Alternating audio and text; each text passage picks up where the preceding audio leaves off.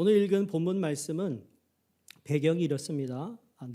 AD 64년에 네로 황제 때에 로마시 안에 대화재로 인하여 6일 동안 그 로마시가 3분의 2 이상이 불에 탔습니다. 평소 황제에 대한 불만을 가지고 있었던 시민들이 이 화재는 저 포악한 미친 네로의 짓이다라고 생각을 하고 있었고, 그 소문이 로마시에 쫙 퍼지고 있었습니다.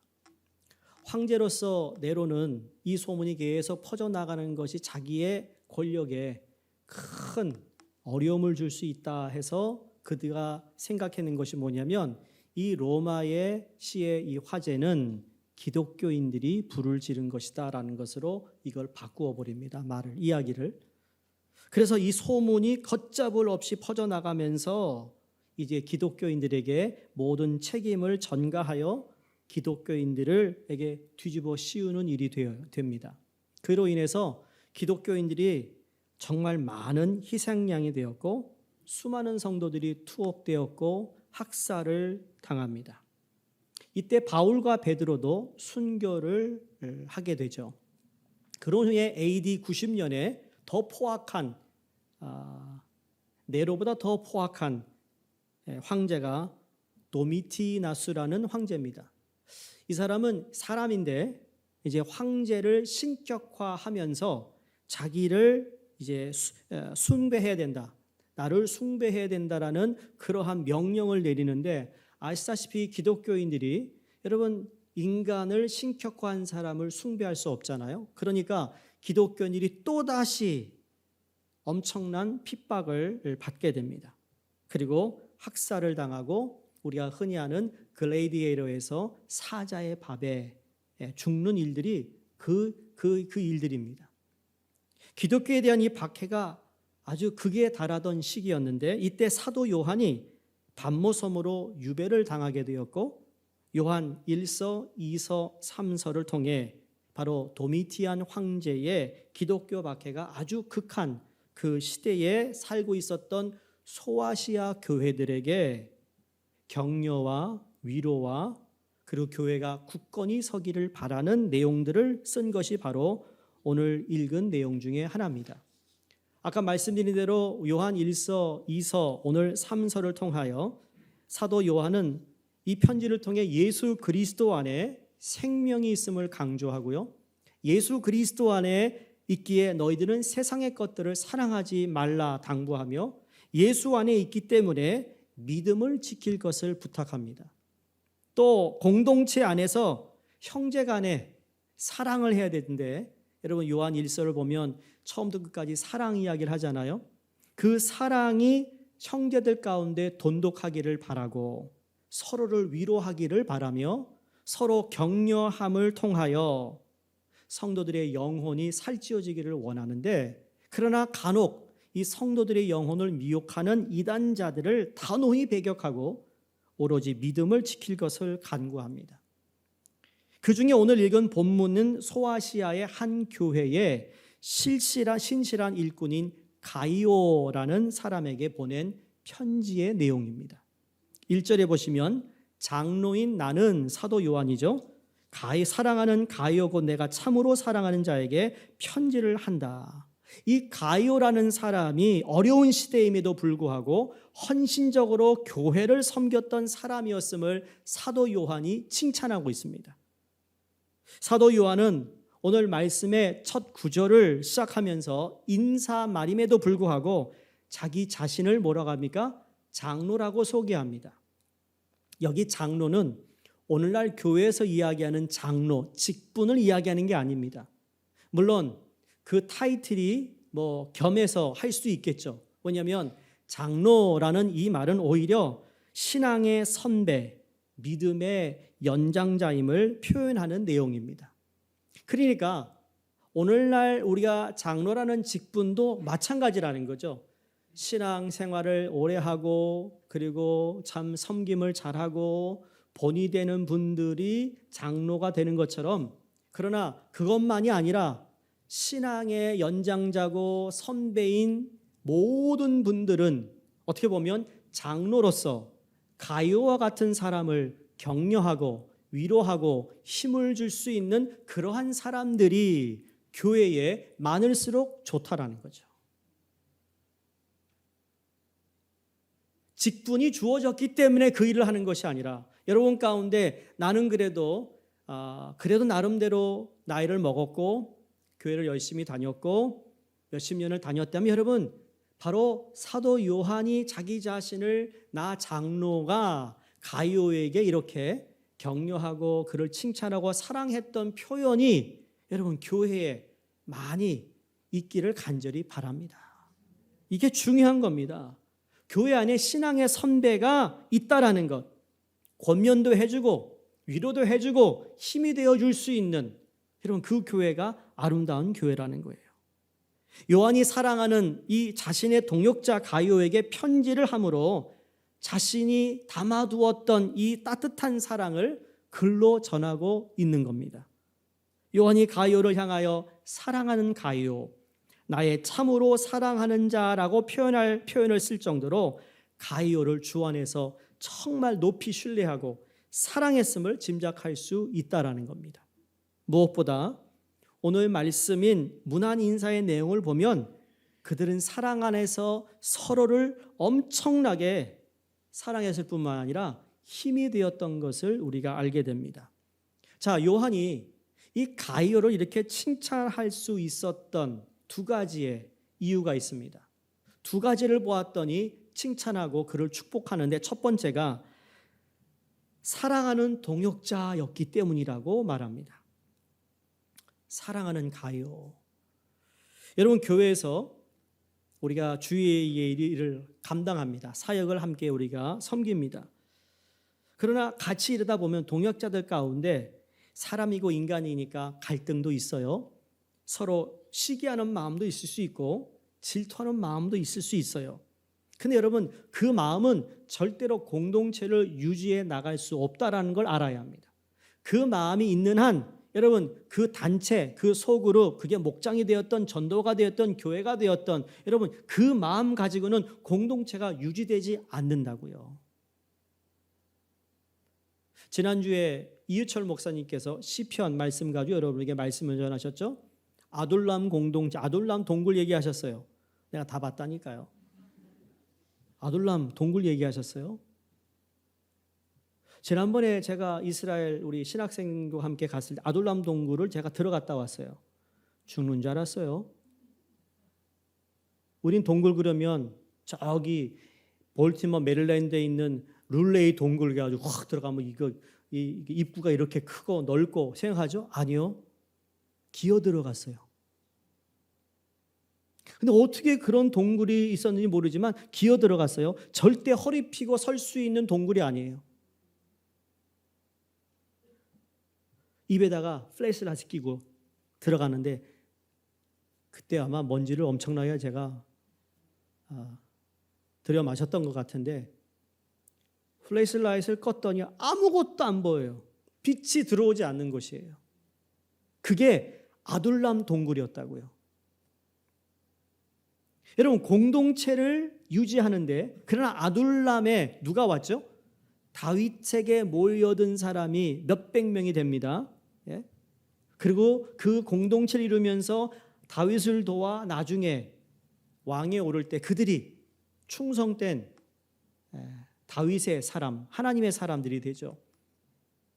거기에 만약에 질투, 시기, 이해관계 이것이 있었다면 여러분 절대로 아둘람 동굴에서 숨어 있을 수 없습니다. 금방 발각되어 그들은 다 처형당했을 겁니다.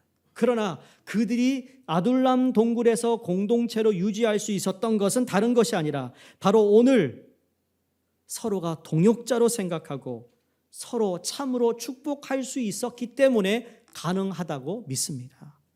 오늘날 교회가 여러분 그 세상의 그 어떠한 단체보다도 서로 사랑하고 인격적으로 대하며 정말 위로하며 격려해 줄 수만 있다면 여러분 그 자체로서 교회는 교회의 모습을 가지고 나아갈 수 있다고 믿습니다. 다른 거 아닙니다. 우리가 성경을 몰라서가 아니고 구원을 받지 않아서가 아니에요.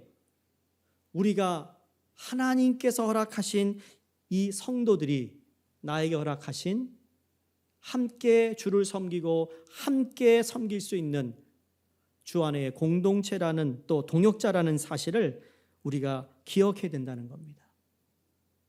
우리가 하나님 나라를 확장하기 위하여 교회에서 또는 교회 밖에서 함께 사역을 하며 감당하는 이 동역자들을 여러분 귀히 여기시기 바라고 존경하시기를 바라고 주 안에서 서로 사랑하는 관계를 맺어 나가는 저와 여러분이 될 수 있기를 간절히 축원합니다. 두 번째, 요한은 가이오가 진리 안에서 행하는 자다 그랬습니다. 3절과 4절을 보시면 형제들이 와서 내게 있는 진리를 증언하되 내가 진리 안에서 행한다 하니 내가 심히 기뻐하노라. 내가 내 자녀들이 내 진리 안에서 행한담을 듣는 것보다 더 기쁜 일이 없도다. 지금 다른 형제들이 요한에게 와서 가이오에 대한 이야기를 할 때마다 다 좋은 얘기였다라는 거예요. 진리 안에 있는 가이오를 칭찬합니다.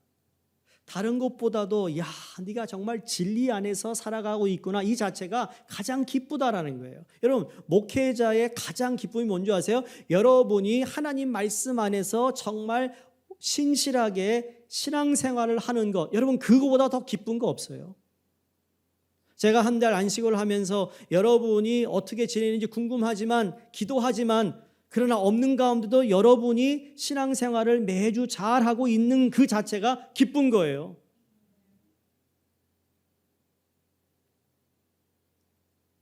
근데 감사한 건요, 그 전에 제가 총회 일로 저 서부를 다녀오고 또 다른 일로 이렇게 한 주를 비고 갔다 와야 하는 그런 일정이 잡혔을 때마다 꼭 돌아오면 아주 큰 일은 아닌데 항상 일이 터져요. 뭐가 터져 있어.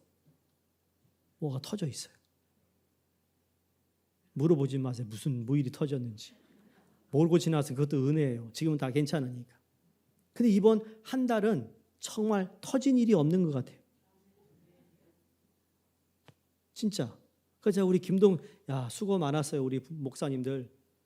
그랬더니 야, 나는 시간이 좀 슬로우했던 것 같은데 본인은 되게 빨리 갔다고 그래서 그래? 한 달 더 할 걸 그랬네? 할 정도로 여러분이 또 잘 섬겨주셔서 여러분 그것처럼 기쁜 게 없어요. 진리 안에 행하고 있다. 진리 안에 살고 있다. 날마다 진리 안에서 걸어가는 성도들로 여러분 가득 차기를 간절히 바랍니다. 자, 그러면 왜 진리 안에서 행하는 자가 되어야 하는가? 왜 진리 안에 행한 가이오에 대해서 사도 요한이 이렇게 칭찬하고 감사할 수 있었는가? 여러분 아주 단순합니다. 성경은 진리 안에 행하는 자에게 복이 임하기 때문이다라고 말합니다. 내가 주를 위해 여러 일들, 공로 세울 수 있습니다만 그보다 더 중요한 것은 진리 안에서 살아가는 거예요. 오늘 2절에 보시면 우리가 잘 아는 말씀이에요. 사랑하는 자여 내 영혼이 잘됨 같이 내가 범사에 잘되고 강건하기를 내가 간구하노라. 가이오에게 사랑하는 자여 내 영혼이 잘됨 같이, 이래서 세 가지를 얘기하는데 영혼이 잘되기를 축복하고 있고요, 두 번째 범사에 잘되기를 축복하고 있고 마지막에는 강건하기를 축복하고 있습니다.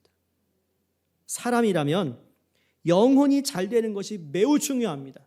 신앙인이라면 내 영혼이 잘되는 것이 가장 중요한 일입니다.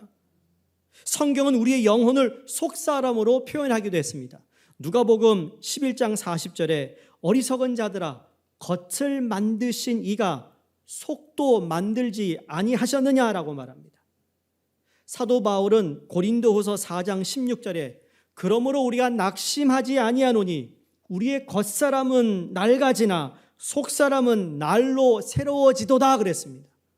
이건 우리의 육신의 나이를 먹어서도 이야기하지만 우리가 어떤 육신의 질병을 가지고 있다 할지라도 내 겉모습은 계속 낡아지나 내 속사람은 날로 새로워질 수 있는 이유는 내 영혼이 잘됨이라는 거죠.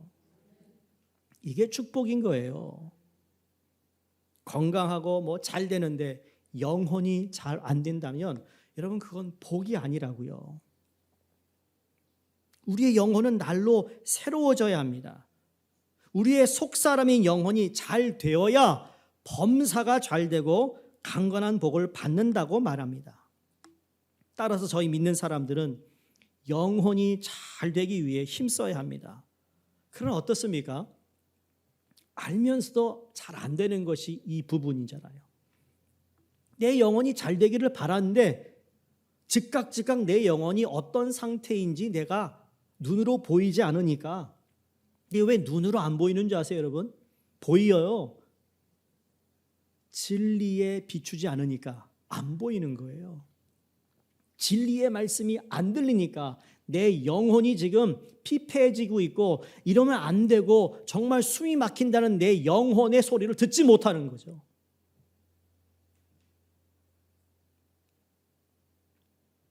단편적으로 우리의 삶을 한번 볼 때 대부분 사람들은 자신의 영혼을 가꾸고 영혼을 돌보는 일에 소홀할 때가 더 많지 않던가요? 오늘 집사님이 기도한 것도 그거에 되는 걸 알면서도 그렇지 못한 우리의 모습을 본다고 고백했어요. 회개했어요. 심할 때는 영혼을 돌보는 일에 무심하기까지 합니다.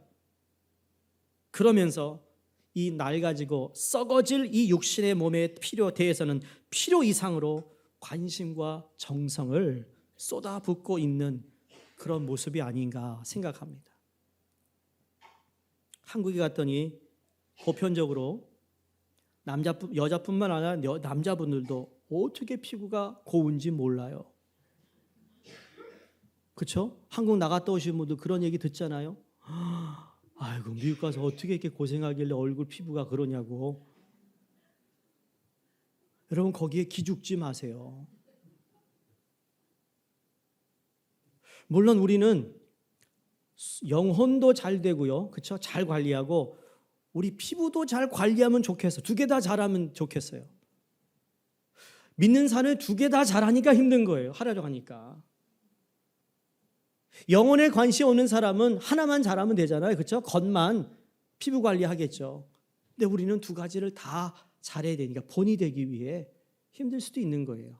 근데 더 중요한 건 여러분, 자연인의 모습이 좋은 거예요. 올게닉이 좋다는 거죠.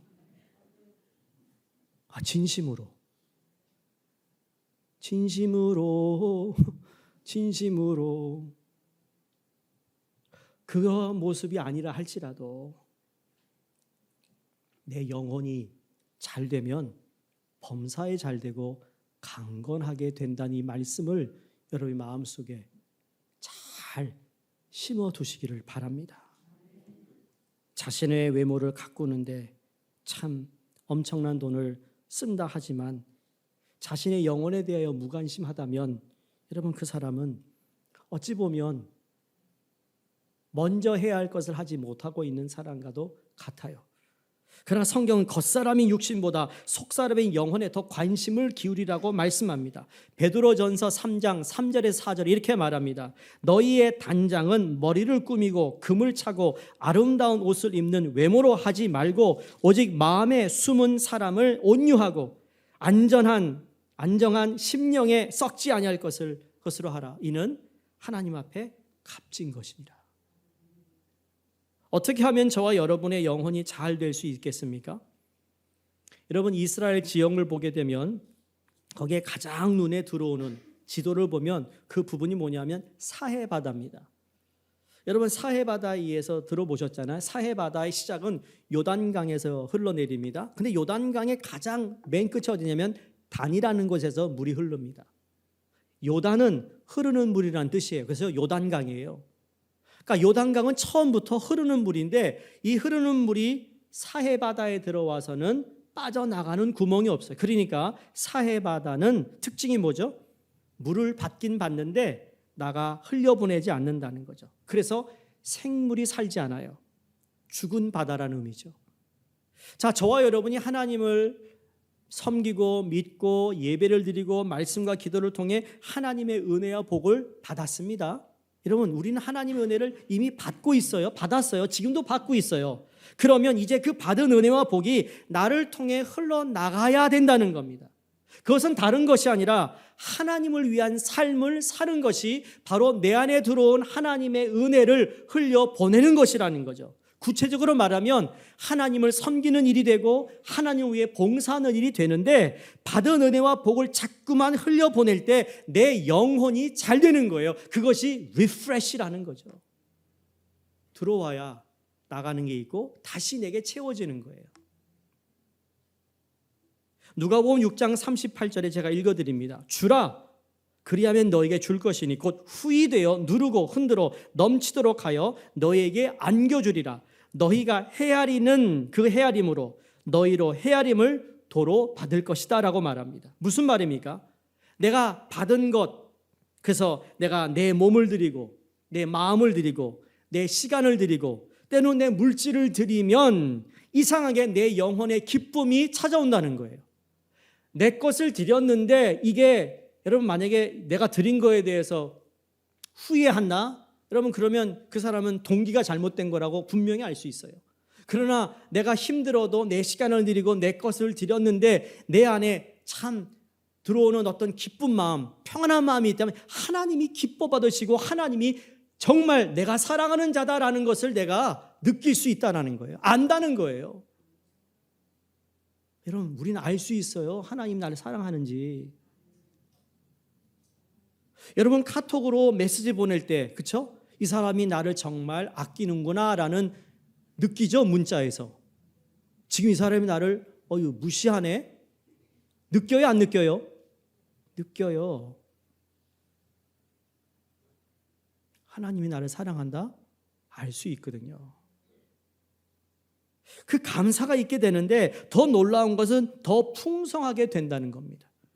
우리가 여기에서 기억해야 할 것은 범사에 잘 되고 강건해도 이 영혼이 잘 되지 못하면 그걸 복이라고 말할 수 없다라는 거예요. 그건 복이 아니에요. 영혼이 안 되고 있는데, 하나님은 때로 사랑하는 자녀에게 범사에 안 되게 하세요. 질병도 주실 수 있어요. 하나님은 범사에 못되고 질병을 주심으로 먼저 영혼이 잘 되기를 원하시기에, 영혼이 잘 되는 것은 범사에 잘 되는 것이고 강건한 것보다 훨씬 더 중요하다는 것을 우리에게 알려주시기 위해 너의 영혼이 잘 되기를 바라는 마음에서 범사가 안 될 수 있고 육신의 질병이 있을 수도 있다라는 거예요. 질병이 영혼이 안 되기 때문에 무조건 하나님이 주시는 벌이다 이렇게 말할 수는 없지만, 그러나 그 역시도 내 영혼이 주님 앞에 제대로 선다면 여러분 그 자체가 내게는 큰 은혜와 복이 된다는 거죠. 고난이 축복이 되는 것처럼 말이죠. 그래서 여기 잘됨같이 잘되다라는 유오도라는 이 원어를 보면 이 단어의 의미는 바른 길을 가다라는 뜻입니다. 여러분 잘 되기를 바랍니다. 이 말은 바른 길을 가시기라는 얘기입니다. 내 영혼이 잘 된다. 내 영혼이 바른 길을 가야 되는 거예요. 그것이 범사에 잘 되고 강건해지는 비결이라는 사실입니다. 여러분 진나라 진시황이 39살이라는 젊은 나이에 천하를 평정했던 왕이었습니다. 모자람이 없는 왕이었습니다. 중국 역사상 가장 위대한 통일국가를 세운 절대적인 권력자인데 그의 말 한마디로 온 천하가 움직였어요. 아름다운 아방궁을 지었어요. 어여쁜 궁녀들과 함께 초호화 생활을 지냈습니다. 여자면 여자, 돈이면 돈, 명예면 명예, 권력이면 권력, 모든 것을 다 지닌 사람이었지만 이 마지막 종착역인 죽음 앞에서 그는 자유롭지 못했습니다.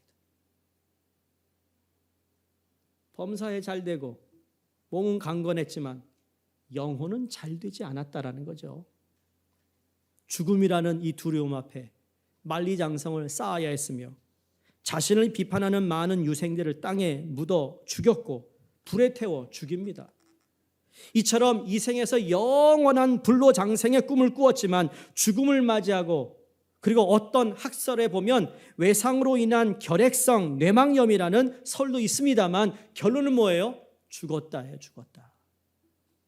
죽음을 피해가지 못했어요. 오죽했으면 여러분 진시황의 무덤을 보면 말이죠. 엄청난 지금도 파고 있대요. 사랑하는 성도님들, 범사의 복을 받았고 강건함을 이루었고 그가 왜 이처럼 아주 비참한 최후를 맞이했을까? 결론은 딱 한 가지인 거예요. 하나님이 없었어요. 영혼의 잘됨이 없었어요. 영생보다는 오로지 육신의 행복, 기쁨만을 추구하고자 살았던 사람입니다. 여러분, 우리의 삶이 잊을 수 있어요. 잊어먹고 우리가 우리의 생업에 살다 보면 이 말씀을 잃어버릴 수 있어요. 그러나 여러분 마음속에 깊이 새겨야 할 것은 오늘도 내 영혼이 바른 길을 가고 있는가 물어야 한다는 겁니다. 오늘 내가 보는 것, 내가 듣는 것, 내가 선택하는 것이 주님이 보시기에 바른 것인가? 라고 한번 물어봐야 된다는 거죠. 여러분 그거를 묻고 내 영혼이 어떠한 상태이냐에 따라 범사와 강건이 저절로 우리에게 주어진다는 겁니다. 반대로 우리의 영혼이 잘 되지 못할 때에 범사에 잘 되지 않고 질병이 많은 것, 여러분 이건 오히려 이것도 우리에겐 복입니다. 왜? 내 영혼이 잘됨을 위해 내가 주님께 돌아올 수 있는 기회이기 때문이죠. 그래야 영혼에 관심을 갖고 하나님께 돌아오기 때문입니다. 사랑하는 성도님들, 영혼이 잘 되면 범사가 잘 되고 강건해진다는 이 말의 의미를 마음속 깊이 새길 수 있기를 주의 이름으로 부탁드립니다. 어떤 고난의 상황에도 하나님을 사랑하고 끝까지 신뢰하는 사람은 영혼이 잘 되는 사람이라는 거죠. 어떤 이가 극한 어려움에도 기도하겠다고 예수님의 몸인 교회를 찾아와 기도합니다. 그런 그에게 하나님은 자신의 영광을 보여주시잖아요. 그리고 그것을 시작으로 다른 모든 범사가 잘 되게 하시고 모든 일에 강건케 하시는 것을 경험하는 거죠. 아마 여기 계신 여러분도 그런 경험을 하셨다고 전 믿어요. 여러분 앞에 어려움이 있었어요. 넘지 못할 큰 산이 있었는데 그러나 그 범사가 안 되는 일 가운데 주님께 찾아왔고 주님께 기도했고 주님께 회개했고 주님을 다시 사랑한다고 고백하는 그 영혼의 잘됨을 통하여 하나님이 풀어주신 일들이 한두 가지가 아니잖아요. 그렇다면 여러분 우리는 다시 내 영혼이 잘됨에 관심을 가져야 될 줄로 믿습니다. 오늘 3절에 4절 보시면 요한이 이 비밀을 알고 있었어요. 그래서 가이오 사랑하는 동역자에게 이 복을 빌어주고 있습니다. 이 축복을 하고 있어요. 가이오에게 하나님께서 사도 요한을 통해 영혼이 잘됨 같이 범사가 잘되고 강건해지는 이 복을 빌어주게 하셨던 이유가 무엇인가? 딱 한 가지였습니다. 3절 4절에 요약하면 진리 안에서 행한다, 진리 안에서 행한다를 들었다. 이게 두 번 나옵니다. 가이오가 진리 안에서 행했다. 진리 안에서 살았다. 그리고 진리가 역사하는 삶을 살았다. 그냥 진리를 알고 묻어두는 것이 아니라 그 진리를 삶에서 표현하고 그 진리를 그 삶 가운데 행하는 살아있는 신앙의 모습을 보였다라는 말씀이에요. 요한이 어떻게 가이오가 그런 삶을 살고 있었는지 알았을까요? 성경이 뚜렷하게 말합니다. 형제들이 내게 와서 소식을 전하는데 가이오가 그랬다라는 거죠. 여러분, 다른 사람들이 여러분을 보실 때 저분 정말 하나님 말씀을 사랑하는 사람이야, 진리 안에 사는 분이야 라고 고백할 수 있는 여러분이 되시기를 바랍니다. 그런 증언할 수 있는 분들이 되기를 바랍니다. 뭐가 그렇게 여러분 대단한 거 없어요. 우리 주님 앞에서는 다 작은 자예요. 작은 자를 세우시는 하나님이죠. 작은 자를 쓰시는 분이죠. 내가 주님 앞에 큰 자라고 하면 하나님은 큰 자는 안 쓰세요. 이거 기억하셔야 됩니다. 내가 뭔가 한 자리를 하고 있다, 내가 뭐 힘이 있다, 내가 뭐가 있다 이러면 하나님 그 사람 안 씁니다. 왜? 그거 내려놓을 때까지 안 써요. 그러나 작은 자. 선자들 보면 다 작은 자였어요. 작은 지파의 작은 어떤 지방의 사람들이에요.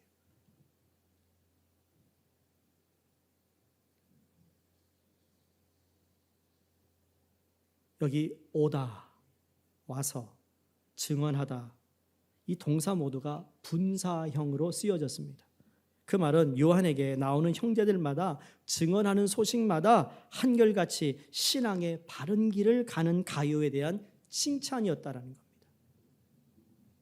사도 바울이 내가 너를 사랑한다. 참으로 사랑한다. 내가 너를 기뻐한다. 내가 내 자녀들이 진리 안에 행한담을 듣는 것보다 더 기쁜 일이 없다라고 했던 이 고백이 우리가 그 누군가를 향한 고백이 되기 바라고요. 또 여러분이 또 다른 성도에게 사랑합니다. 참 감사합니다. 축복합니다. 이런 복을 축복할 수 있는 우리가 되기를 바랍니다. 말씀을 마무리하면서 여러분 시편 1편은 복 있는 사람으로 시작이 됩니다. 여기 복 있는 사람이라는 이 문구를 보면 복, 에세르라는 히브리 단어입니다.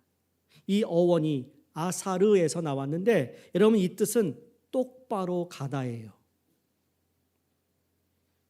똑바로 가다. 아까 영혼이 잘됨이 뭐라고 그랬죠? 바른 길로 가다. 그러니까 영혼이 복을 받는 건 바른 길을 가는 것이고 복 있는 사람은 똑바로 그 길을 가는 거예요. 시험이 와요. 고난이 와요. 정말 우리가 감당할 수 없는 환경이 와요. 여러분 부탁드립니다. 복 있는 사람이 되셔서 여전히 그 길을 똑바로 가시기 바라고 내 영혼이 잘됨을 소원하며 바른 길을 가실 수 있기를 바랍니다. 그래서 진리가 내 안에 거하면 그렇게 갈 수 있다고 오늘 사도 요한이 가이오를 통하여 말한 것처럼 진리는 바로 하나님의 말씀이고 예수 그리스도가 진리이시고 성령님이 진리의 영이심으로 예수님을 내 안에 모시고 사는 사람, 그 안에 말씀이 역사하고 성령의 음성을 들을 수 있는 사람, 그 말씀대로 행하는 사람이야말로 진리를 가진 자요, 하나님의 기쁨이 되는 자요, 하나님의 사랑에 중요하고 아름다운 한 사람 한 사람이 된다는 사실을 기억하며 사랑하는 우리 수종교회 성도님들, 여러분의 영혼이 잘됨같이 범사에 잘되고 강건하기를 주의 이름으로 축원합니다. 기도하겠습니다.